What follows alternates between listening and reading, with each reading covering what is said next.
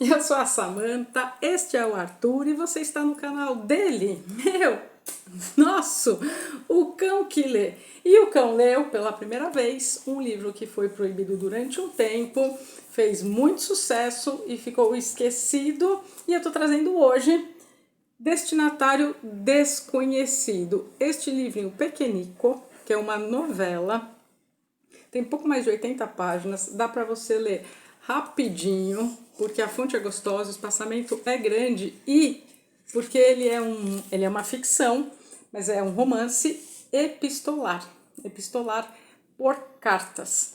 E aqui vamos por muitas partes, porque ele é muito interessante, não sei porque eu demorei tanto tempo para ler, e é da leva do tipo, tem mais do que o de fato tem, porque dá margens a pensar sobre muitas coisas.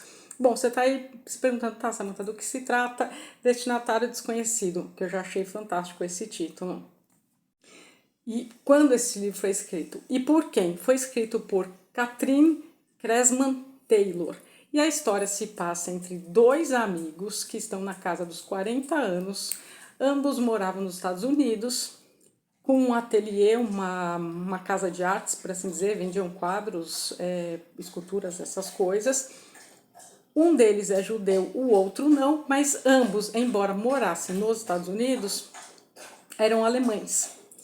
E aí, logo na primeira carta, então a gente está falando do Max e do Martin. Guardem esses nomes, porque isso vai ser muito interessante até a época que foi dita. Essa edição da Companhia das Letras é excelente. Foi lançada aqui, deixa eu só falar rapidinho, em 2003. Essa é uma edição de 2007. Não sei se acha ela ainda nos dias de hoje. Se achar, pois compre. Principalmente para quem gosta do tema Segunda Guerra, porque a autora nasceu aqui em 1903 e ela morreu em 1996, com 90 e lá vai anos. Pois bem, então, 1903, este livro ela termina em 1939, a gente está falando do quê? Do início da Segunda Guerra. O que eu escrevi aí aqui, quando vocês clicaram para assistir o vídeo, quem disse foi o The New York Times Book Review, de 1939, a melhor acusação contra o nazismo que a ficção já produziu. Pois bem, aqui também o pós-fácil é riquíssimo.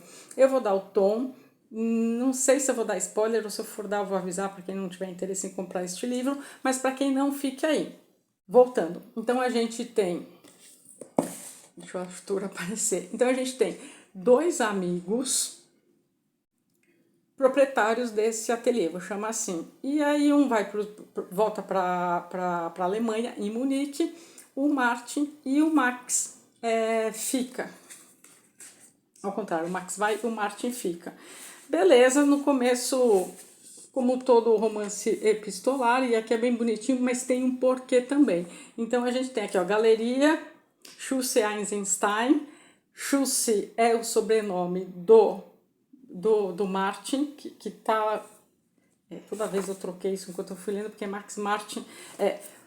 Então, a galeria leva o sobrenome dos dois. Schusse Eisenstein.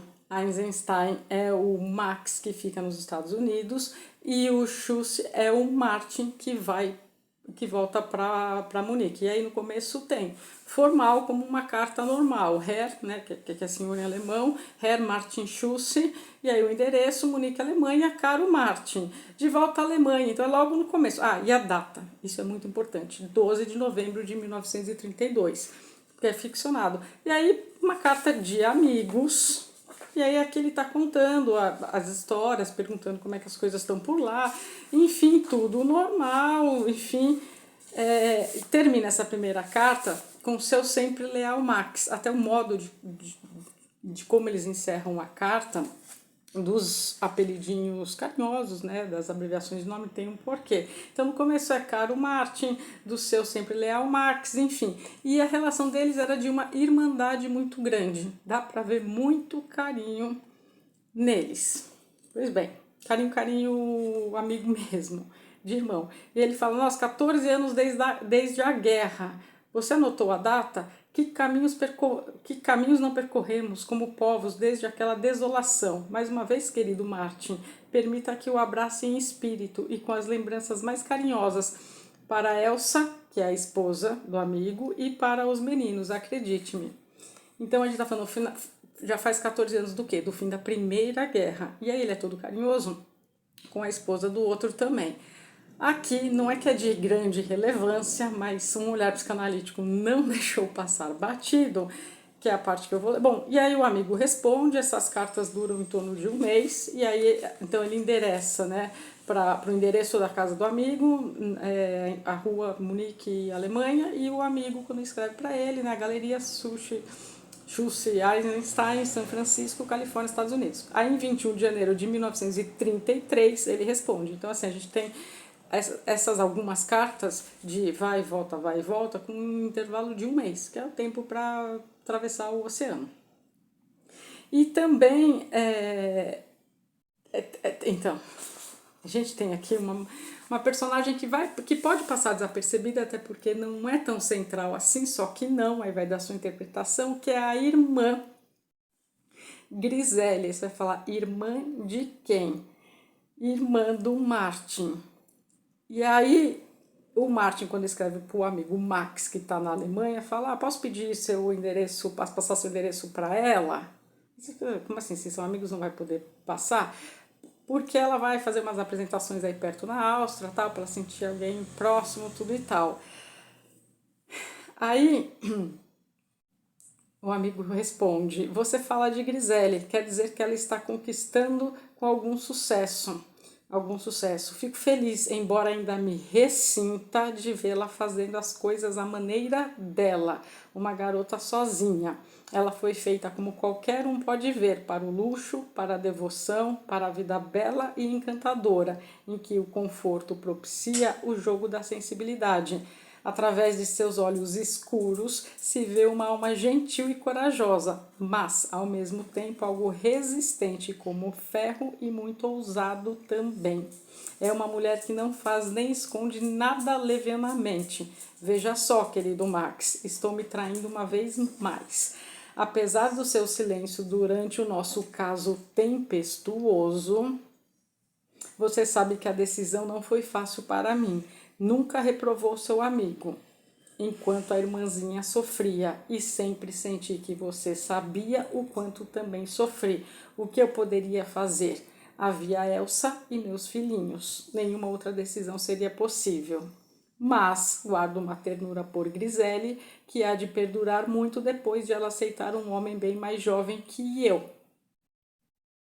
A velha ferida sarou, mas às vezes a cicatriz pulsa, amigo. Passou desapercebida, porque assim, eu li numa toada só que eu queria saber como que acabava isso. Aí, quando eu fui fazer uma releitura, isso aqui já tinha me chamado a atenção, mas eu falei, releitura assim, na mesma hora, tá? Que você lê esse livro em 1 hora 2 vezes. Aí eu falei, peraí, que essa Griselle, tá? Então, eles tiveram um caso, mas peraí, não deu certo esse caso. E o irmão sabia e não recriminou nenhum amigo que estava sofrendo por um lado e vendo a irmã sofrer. E aí dá pra gente ver que tem uma diferença de idade e também que ela era amante dele, porque se tinha a Elsa, que é a esposa, com os filhos, então foi um romance que já não rolou muito certo aí. E se é irmã de Max, é judia também. Guarda essa informação aí. Enfim, aí a vida anda, há-se as trocas de carta normalmente, bem afetuosas dos dois lados, não vou entrar aqui em detalhes que eu quero que você leia este livro, enfim. Aí uma das cartas eu separei, a gente já está em 25 de março de 33. Aí a gente tem o Max, o Martin mandando uma carta bom, vou ler aqui. Porque eu com Max e Martin, em 25 de março de 33 a gente tem meu velho Max. Então você ouviu falar dos novos acontecimentos na Alemanha e quer saber como está aqui. Para ser bem sincero, acho que em vários aspectos Hitler é bom para a Alemanha, mas não tenho certeza. Ele já é o chefe efetivo do governo. Na minha opinião, nem sequer Hindenburg conseguiria afastá-lo agora, depois de ter sido forçado a nomeá-lo. O homem é como um choque elétrico, forte como só um grande orador e um fanático podem ser. Mas eu me pergunto, ele é equilibrado? Suas tropas de camisas pardas provêm da ralé. Promovem saques e começam a intimidar os judeus. Aí pula mais uma parte, mas na mesma carta ele continua. Em público, como é natural, não expresso minhas dúvidas. Sou agora um funcionário do novo regime e exulto em alto e bom som. Todos os funcionários que têm amor à pele se juntaram rapidamente aos nacionalsocialistas. É esse o nome dos partidários de Hitler, mas não apenas por conveniência. Há algo mais, uma sensação de que nós, alemães, encontramos nosso destino e de que nosso futuro nos arrebata como uma onda esmagadora. Mais uma parte ainda dessa carta. Tudo o que me pergunta agora, e posso lhe dizer o que não posso dizer a ninguém aqui, é: será que o fim é justo? Nosso objetivo é mais nobre? Você sabe, Max, desde que cheguei aqui tenho visto os homens da minha raça e tomando conhecimento das aflições por que passaram, dos anos com cada vez menos pão, dos corpos mais magros do fim da esperança. Estavam presos na areia movediça da falta de esperança até o pescoço. Então, no último instante, aparece um homem que os tira de lá. Tudo o que sabem é que não estão mais na hora da morte. Estão numa histeria de redenção. Ele é quase idolatrado. Mas aí continua, aí ele termina a carta bonitinha. Nossos corações atravessam o mar para se juntar ao seu, e quando as taças estão cheias, nosso brinde vai para o tio Max, com toda a minha afeição, Martin. Beleza, até essa troca de cartas, aí o amigo, até porque o que ficou nos Estados Unidos envia o dinheiro das vendas, eles são bem justos e honestos um com o outro em relação ao dinheiro também, então assim, tem carinho, tem amor, tem afeto, eram amigos, e aí o que está nos Estados Unidos envia essa prestação de contas para o amigo, né? Mas não é só restrita a parte financeira, tem muito essa parte da amizade. Se à noite eles estão jantando e aí tipo, um brinde ao tio Max, quer dizer, a gente tem uma história aí já de uma amizade longa, né? Ninguém brinda no nome de alguém que não tá, se você não gosta. Pois bem, você fala que horas que isso vai, que horas que esse caldo vai entornar, porque não vai dar bom isso. Aí continua, aí a gente tá aqui, ó, 18 de maio de 1933. Aí o Caro Martin, estou aflito com as notícias que chegam da pátria. É natural que eu me volte para você a fim de encontrar alguma luz, pois aqui só há histórias contraditórias. Aqui aonde? Aqui nos Estados Unidos. Sei que suas ideias, o amigo falando do amigo, são suas ideias liberais e seu coração generoso não tolerariam perversidade alguma e que de você só ouvirei a verdade. Então, assim, eles são tão amigos que, assim, tipo, me fala aí a verdade, porque aqui tá chegando umas coisas desencontradas, não tô entendendo, e você, tipo, tem um coração bom, é liberal, é amigo, não vai tolerar o que é errado. Beleza. Aí ele escreve, aí, não vou nem ler essa parte, só comentar bem por cima, porque daí ele fala, tô muito preocupado porque a Grisele, a irmã dele, foi lá pra Áustria e tal, e é claro que ela não vai usar o nome judeu, porque as coisas estão meio quentes por aí, que o nome judeu é o sobrenome, né, o Eisenstein. Mas assim, dá uma olhada, você quer do governo, né, funcionário, vê aí pra mim o que tá acontecendo, porque ela não respondeu, enfim, ninguém sabe dela. Olha que estranho isso. Do sempre leal Max, enfim. Aí quando você chegar aqui, por isso que eu pus em cima, não tem páginas, tá? Esse livro, mais ou menos eu contei umas 80. Aí quando chega aqui, muda o cabeçalho da carta, não sei se vocês vão conseguir ver. Tá vendo aqui a letra timbrada? Deutsche, mas com uma outra fonte. 9 de julho de 1933. Caro Max, ele já começa rasgando. Como vê, estou escrevendo em papel timbrado do banco em que trabalho. Isso é necessário porque tenho um pedido a lhe fazer e quero contornar a nova censura, que é muito rígida. Temos que cessar nossa correspondência. Aí ele continua mais lá embaixo. Quanto às medidas extremas que o afligem, eu mesmo não gostava delas no início. Agora vejo sua dolorosa necessidade. Presta atenção. Uai, lê isso. A raça judia é uma chaga aberta em qualquer nação que a acolha. Jamais tive ódio ao judeu como indivíduo. Você mesmo sempre foi um amigo para mim e sabe muito bem que sou sincero ao dizer que sempre gostei de você, não por causa de sua raça, mas apesar dela. O judeu é o bode expiatório universal. Isso não deixa de ser verdade, e não é a velha superstição sobre os assassinos de Cristo que os torna tão pouco confiáveis, mas a questão judaica é um mero incidente, algo maior está acontecendo aqui. Me lembra muito Guerra nas Estrelas, aquela ameaça fantasma, assim, sabe? As coisas estão começando a tomar forma. Me lembra também muito quando as pessoas me perguntam, Samantha, mas como, quando vem algum documentário, leem alguma coisa sobre Hitler, mas como ele chegou ao poder, como as pessoas votaram nele? E nenhum totalitário chega ao poder sem ser por vias legais. E, a questão é como que vai sair depois. Mas se havia este clamor popular, se ele era desse partido nacionalista, as pessoas sem esperança, né? A gente está falando de 33, a gente está falando de 14 anos em que a Alemanha ficou para os alemães com orgulho ferido, porque tinham perdido a Primeira Guerra. Hitler lutou sim na Primeira Guerra como soldado, papo para outra hora esse. Nesse sentido, então a gente teve a queda da bolsa em Nova York em 29, então assim, e pela Alemanha também ter perdido a guerra, tá tudo destroçado, tá? As pessoas passando fome, estão com dificuldades.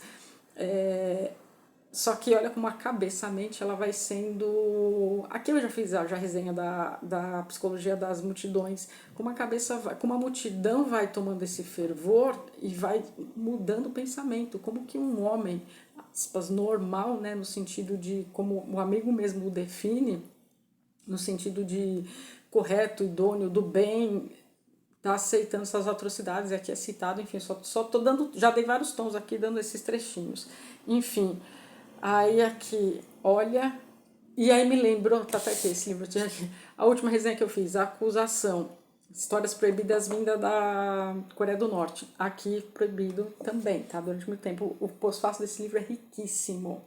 Pois bem, aí o amigo continua. Se eu pudesse lhe mostrar, se você pudesse ver o renascimento da Alemanha sob nosso honrado líder, grande líder, honrado líder, olha como essas pessoas são, é por isso que eu sempre bato na tecla, eu não sou nem de direita nem de esquerda, eu não tenho nenhum político que eu louve, não tem, não dá, enquanto pessoa, não. Eu tenho as minhas diretrizes em relação a o que eu penso da economia, o que eu penso da minha individualidade, dessas questões. Agora, o fulano, o outro. Gente, a história prova, por A mais B, com mil exemplos, que é tudo o grande líder, o honrado líder, isso tudo é aplaudido. E aí me lembra muito também, para quem viu Guerra nas Estrelas, eu amo Star Wars, é aquela cena de... A mãe, né, que depois vai ser a mãe do Luke, da Leia, quando ela assiste lá no Senado sobre aplausos, a democracia caindo ladeira abaixo, acabando, e ainda ela fala, e eu vou repetir sempre, porque para mim foi uma das cenas mais emblemáticas daquele episódio, e é assim que a democracia morre. Sob aplausos, com né, voto, eleição, é muito triste, né? É muito se pensar. E eu vejo, a gente com um livrinho desse, mas com peso histórico, já vou chegar aqui no pós-fácil, enfim, a gente não levando em consideração e de novo seguindo massa, seja vermelha ou verde, amarela, não importa, isso a nível Brasil, mas a nível internacional também as coisas não estão tão diferentes. E aí quando eu pego um livro desse escrito nos anos 90, esse aqui escrito nos anos 30, Solzhenitsyn tá aqui, esse aqui é o círculo, já mostrei para vocês, comprei, mas não li, achei num sebo, que também relata todos os horrores soviéticos. Como a gente seguir os mesmos passos achando que vai dar resultado diferente. Enfim, acho que é por isso que eu trago tantos livros poucos falados, de diferentes e que fogem como a Aldo sempre diz, do mainstream. E eu fico muito feliz de ouvir isso, porque essa é a ideia, né? A leitura que eu estou fazendo são as coisas que formam o nosso pensamento, não dá. Eu leio coisas que as pessoas leem, que está no hype, como se diz? É claro que sim. geralmente um pouquinho depois, né? Não gosto de na hora, mas são livros que eu gosto de pensar, sabe? É isso, enfim. Aí, para ele terminar a carta, ele continua. Não compreenderá que uns poucos devem sofrer para que milhões se salvem. Você que é judeu, mas que tudo se lamentará por seu povo, é compreensível, é próprio do caráter semita. Vocês se lastimam, mas não lutam jamais. Não vou nem mencionar o que está acontecendo lá em Israel agora. E nem os terroristas do Hamas, enfim, está todo mundo vendo, eu espero que estejam ainda acompanhando. Mas tá aqui. Então aí isso, e aí termina sem muito carinho, e já assinando o sobrenome, tá? Porque antes eram tudo Martin, Max, agora já vem um Schultz. Beleza, aí 1º de agosto de 1933,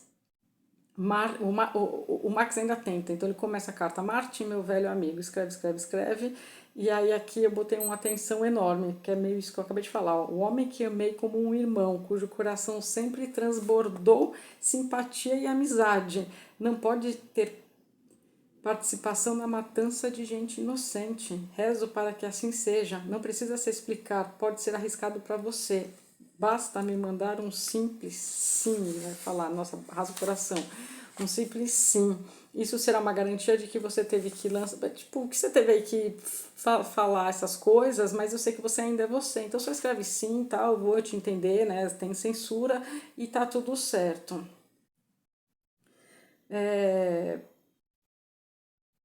Aí, enfim, para você ler. Segue mais um pouco.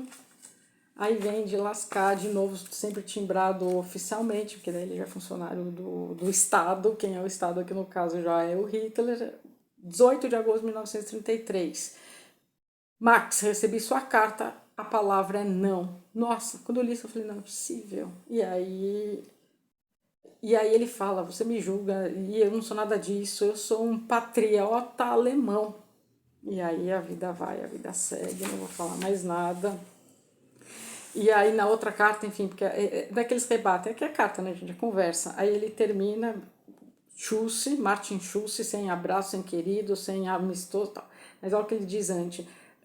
Você diz que perseguimos homens de ideias liberais, que destruímos bibliotecas. Devia despertar desse sentimentalismo rançoso, devia despertar desse sentimentalismo rançoso. Acaso o cirurgião deixa de remover um câncer por causa dos cortes que precisa fazer? Somos cruéis, claro que somos cruéis. Todo nascimento é brutal e esse novo nascimento também será, mas estamos felizes. A Alemanha ergue sua cabeça entre as nações do mundo, segue seu líder glorioso rumo ao triunfo. O que você pode saber disso? Você que só faz sonhar. Jamais conheceu um Hitler. Ele é uma espada desembainhada, uma luz branca mais quente como o sol de um novo dia. Quer dizer, a cabeça já está feita, né? Aqui já a idolatria já ultrapassou todos os limites, enfim.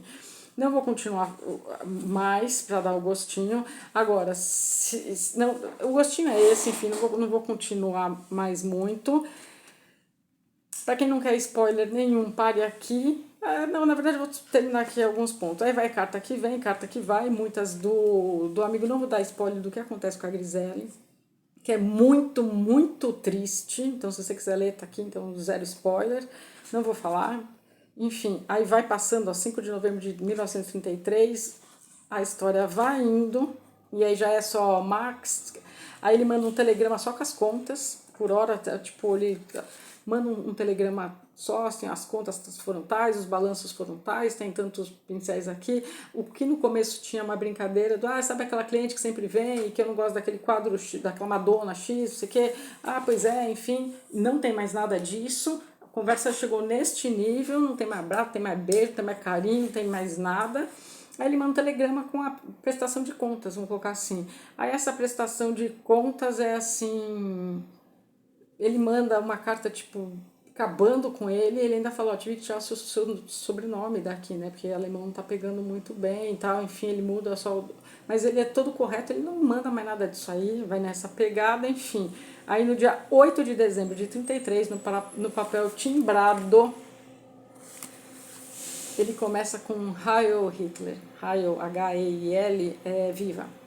A saudação não vou fazer, que não sei nem se o YouTube vai derrubar esse vídeo, mas é a saudação. Então, assim, pela primeira vez, em vez de meu caro, meu amigo, não, Heil Hitler, é tipo nessa pegada.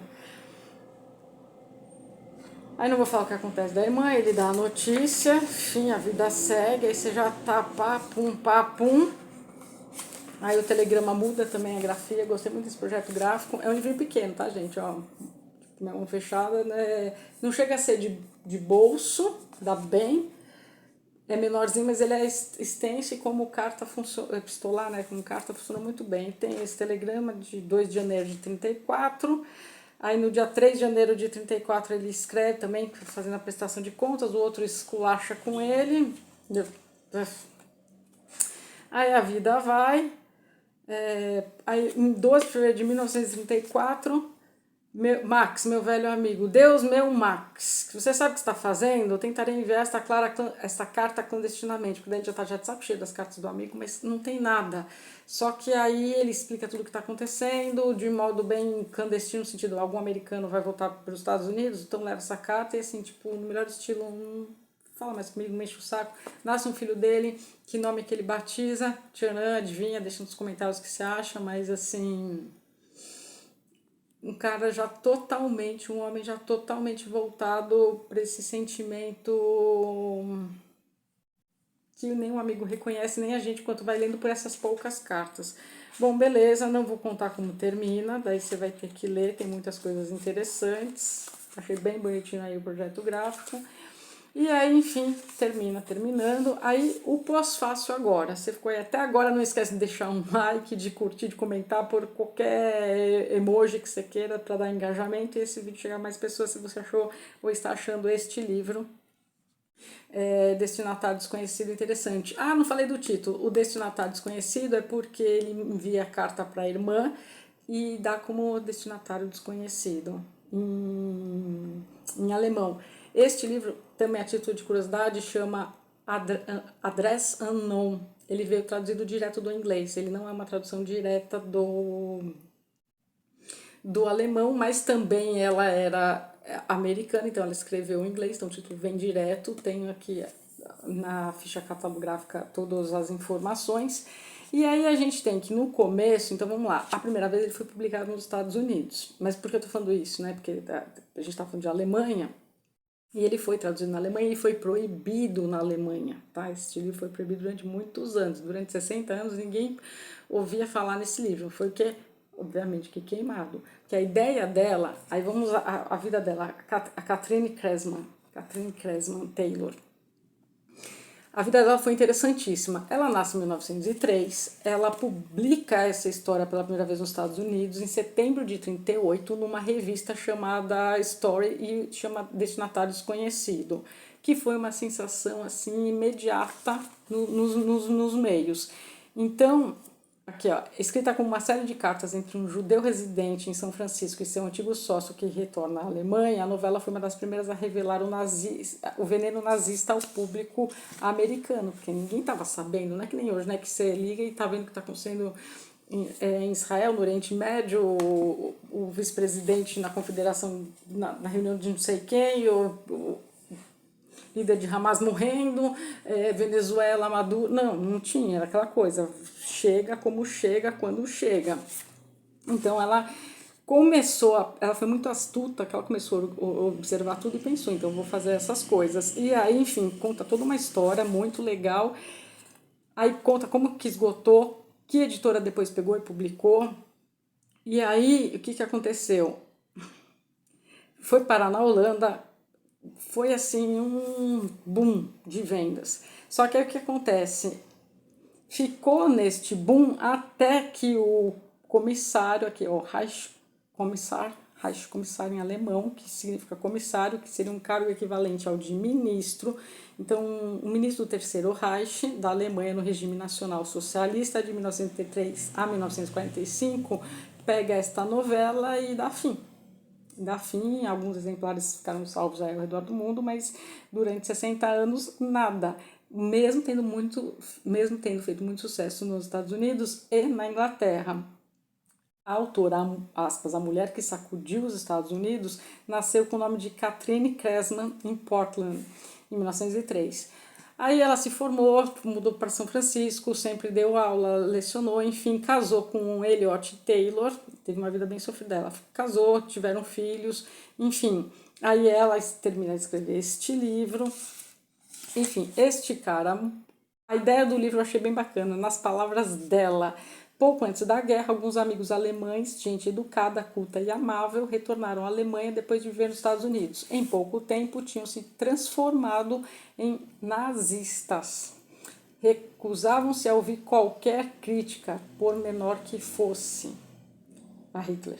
Durante uma visita à Califórnia, encontraram na rua um velho amigo que fora íntimo deles e era judeu. Não falaram com ele, deram-lhe as costas quando fez menção de abraçá-los. Como pode acontecer uma coisa dessas? Eu pensava. O que aconteceu com seus corações? Como chegaram a tanta crueldade? Então, daqui, dessa algo real, ela ficcionou essas cartas.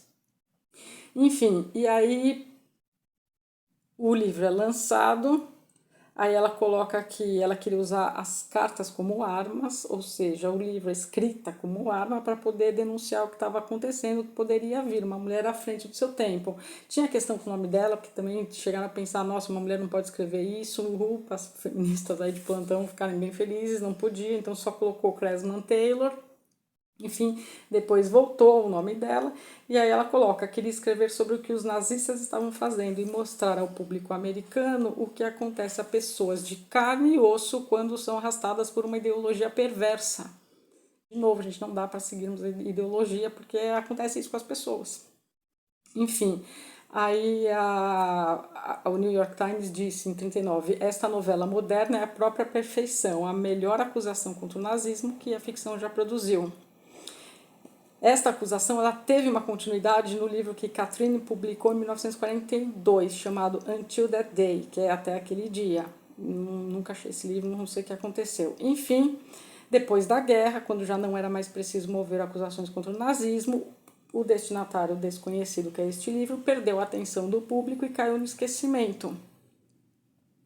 Aí entrava numa outra antologia. O marido dela, Elliot Taylor, morre em 1953. Ela está com 50 anos. Ela passa 15 anos como viúva e aí, numa cena bem de filme, eu achei, ela vai fazer um cruzeiro e aí ela conhece o segundo marido dela, que chama... Onde que tá aqui que você pôr o nome dele? John Root. John Root é o segundo marido dela, e aí eles ficam juntos, eles têm uma casinha tranquila em Florença, tal, vai. E aí esse marido também morre em 1974, então ela já está com 71 anos, né? Enfim, ela passou mais uma década com ele, e aí morreu e ela ficou sozinha. Pois bem, em 95, quando a Katharine estava com 91 anos, a editora Story Press relançou este livro para comemorar os 50 anos da libertação dos campos de extermínio. O livro foi bem recebido e ela viu, isso foi bem bacana, ela teve o prazer de ver a novela reemergir como um clássico. Aí o nome dela ficou Katharine Cressman Taylor Root. Ela assumiu os dois sobrenomes dos dois maridos dela. E aí ela morre em julho de 1996, com 93 anos. Em sua última semana de vida, olha que bonito, ela disse, morrer é normal, tão normal quanto nascer. Me lembrou até essa resenha que eu fiz há pouquíssimo tempo atrás, sobre a brevidade da vida.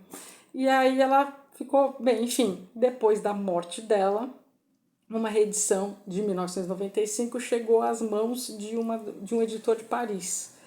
E aí, em 99, foi este livro best-seller na França. E nos primeiros meses do ano 2000, vendeu mais nos Estados Unidos que jamais tivera vendido. E aí também foi exigido outras traduções. Então a gente tem traduzido para o espanhol, para o catalão, para o italiano, para o hebraico, para o alemão, para o grego, para o norueguês, para o sueco, para o dinamarquês e para o português. E aí o filho dela diz, sinto-me feliz por saber que minha mãe viveu bastante para ver seu pequeno livro transformado no clássico que é hoje. Charles Douglas Taylor, filho de Katharine Cressman Taylor. Tá aqui, então é este o livrinho com esta história, este peso todo, indicação para vocês. Vem, Arthur, se despedir. Se até o cão já leu, não vai você ler Destinatário Desconhecido? Espero que sim. Boas leituras e até os próximos vídeos aqui do canal O Cão que Lê.